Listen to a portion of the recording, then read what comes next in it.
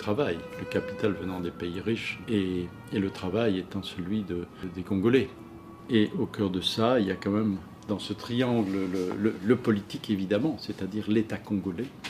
Et mon personnage principal est bien représenté par un personnage particulièrement charismatique, populaire, populiste aussi, et homme d'affaires, un peu berlusconien, qui est le gouverneur de la province du Katanga, Moïse Katumbi Chapwe, bien nommé Moïse. D'ailleurs, il revendique d'avoir un nom d'élu.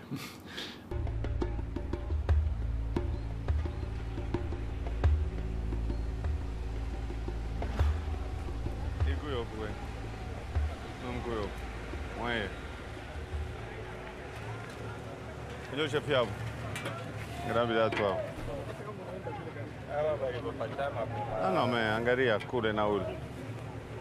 Mwende kule. Hein? Et vous êtes responsable, muito. Qui est le responsable? Mais je vous ai dit l'autre fois que je ne vais pas voir des gens comme ça travailler comme ça. Il n'a pas les bottes, même celui-là avec des pantoufles. Et Kouyok. Et l'autre en babouche, viens. Muito va chinois au Kouyok. Parce que ce gouverneur est un moderniste. Il faut dire, il est très complexe. Et c'est ça que j'aime bien dans un personnage comme le gouverneur du Katanga, c'est que c'est un homme d'affaires, hein, très riche, dont on se demande comment il a pu bâtir sa fortune aussi rapidement, hein, avec sa famille. Donc là, on a un peu un Berlusconi, il a sa télévision, il est gouverneur, il a son équipe de football, hein, il a sa popularité et il en abuse par un populisme exacerbé. En même temps, il a ce côté un peu Chavez, si on peut dire, Venezuela, nationaliste, katangais, défendant la population, faisant des réformes pour des salaires minimums, pour des conditions de travail, pour que les recettes augmentent. Voilà, il a une vision, contrairement, je vais dire, aux habitudes d'une certaine classe politique au Congo qui a toujours pratiqué la prédation et le partage du gâteau comme activité principale de la politique. Si je trouve ça cet après-midi, je ferme l'usine. Can you hear me? If I find these people with this clothes, I close this afternoon. Your campagne. Non, non, je dis ceci. Si je le trouve comme ça, je vais fermer l'usine aujourd'hui même. Et c'est la dernière fois.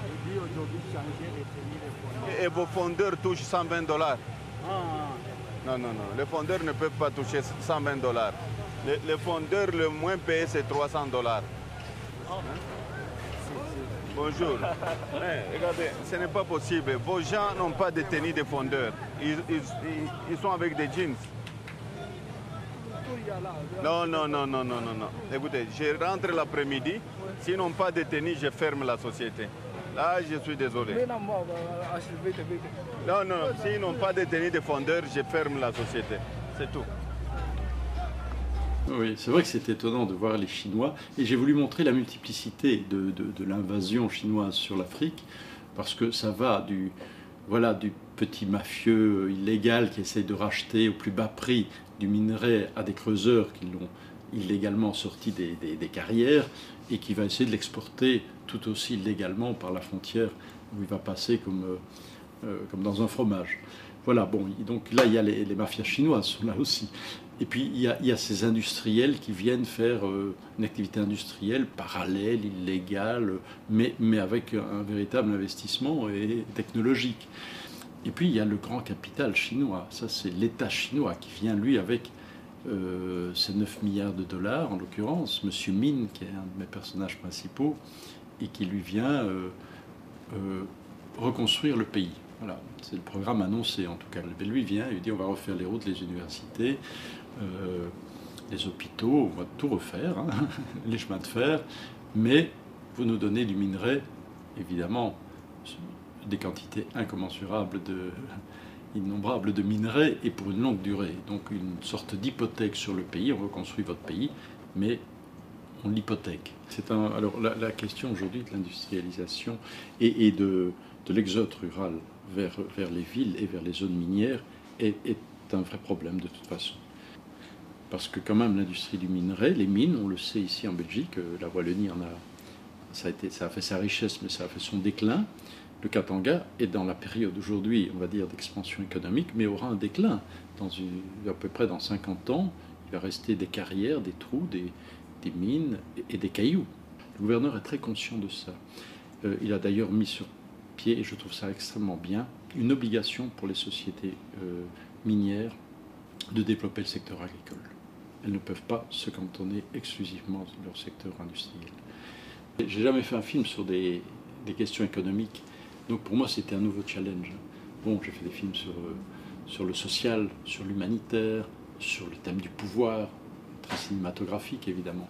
Mais ici, il fallait que j'arrive à faire un film de cinéma, hein, pas un dossier socio-économique pour la télévision, un film de cinéma avec des personnages, des destins, des conflits, une dramaturgie sur l'économie. Ce qui est passionnant dans le cinéma, c'est d'être observateur privilégié. C'est que j'ai pu aller pour ce film au fin fond des galeries avec les creuseurs qui risquent leur vie, hein, et d'être présent là quand il y a un ensevelissement et qu'on cherche même à déterrer des corps et les enterrer dans une grande émotion. Mais je suis là aussi avec un grand capitaliste chinois comme M. Min qui arrive pour dire qu'il va reconstruire le pays et qu'il amène 9 milliards de dollars. Donc c'était ça qui est intéressant, c'est de faire voilà, par les images, par le cinéma, par les personnages, par les destins, d'avoir tout d'un coup au cœur de l'Afrique une partie, je vais pas dire de dés, mais un jeu d'échecs géopolitique qui se joue, voilà, entre les grandes puissances, le capitalisme international et les Africains dans leur précarité, mais aussi dans leur lutte pour leurs droits, leur révolte.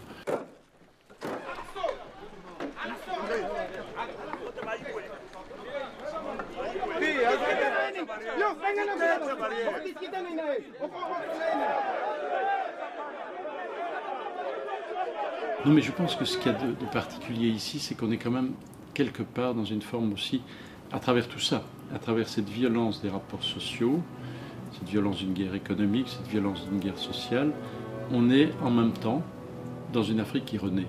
C'est-à-dire, je pense que le film est là, nous montre un peu l'accouchement douloureux, convulsif, violent, mais un accouchement quand même.